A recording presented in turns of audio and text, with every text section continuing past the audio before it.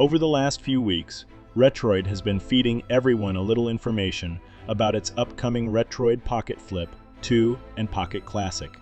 With all the specs and colors revealed, all that was missing was price and availability. A few days ago, Retroid did just that by sharing how much these two new gaming devices cost. Thus, the Retroid Pocket Flip 2 will sell for $229 or $189, depending on whether you want the Dimensity 1100 or the Snapdragon 865. Meanwhile, the Retroid Pocket Classic will cost $119 for the model with 4 GB of memory and 64 GB of storage, or $129 for 6 GB of memory and 128 GB of storage. In addition, once pre-orders open on March 17, Retroid is offering a discount of $10 on the Flip 2 and $5 on the Classic before jumping to the retail price when they go on sale. However, Retroid is offering a combo, which saves $30 and includes the Pocket Flip 2 with Snapdragon 865 and the Pocket Classic with 6 GB of memory. Sure, it only costs $30, but for that, you're getting 2 Android gaming devices. What makes this special is not the price, but that you'll have different formats to enjoy. So, if you're out and about and want to play some retro games, just put the Classic in your pocket before you leave.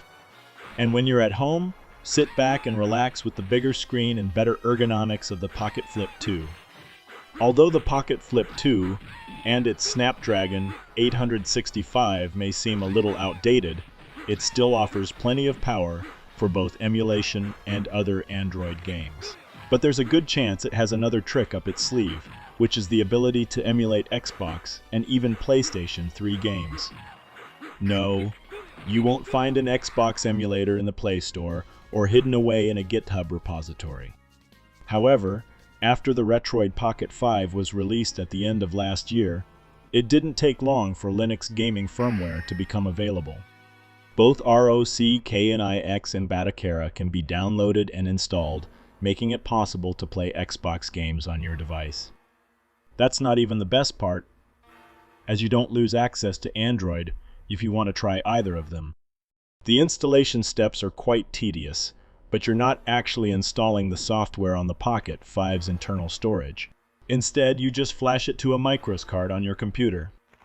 All this is possible thanks to the Snapdragon 865, which is exactly the same chip we're getting in the Retroid Pocket Flip 2. Although I assume that some adjustments will have to be made to take account of the clamshell format, there's no reason to believe that we won't get ROCK&IX and Batacera on the Flip 2. So guys, after that introduction, let's talk about the technical aspects of the Flip 2. It is marketed in 2 versions, using a Snapdragon chip and using another MediaTek chip. If you want to know what the difference is between the two in terms of performance, here's a comparison between the 2 versions. And we can see that, yes, the Snapdragon's performance in terms of CPU is comparable. It performs a little better in terms of GPU performance. And the energy efficiency part is comparable. So, if we look at the benchmarks, we start to see that, for example, in this test here, the Snapdragon is 1% better. So here we have who performs more. In Geekbench, we also have a bit of an improvement here. We have 1%. Remember that this MediaTek chip is an interesting chip too. In terms of GPU, the MediaTek here is doing a little better in this test. So here we have this question of real performance. How many frames will the Snapdragon perform, and how many frames can we compare the two? So they are well balanced in terms of performance. Here we have some technical characteristics, the compatible memories. It's a chip that's compatible with DDR5, the Snapdragon. This means that these chips are well matched. One device that has this Dimensity chip is the Retroid Pocket 4. Here it can perform in slightly heavier games, running at around 30 frames. So yes, it's a very good chip too. There isn't much difference between this Snapdragon chip and the other one. The spreadsheet says that it can also run PlayStation 3. PlayStation 2 will basically run 100% of most games, and it also has the option of running PlayStation 3. Here on this channel, he has configured the Anbernic RG556 to run the PlayStation 3.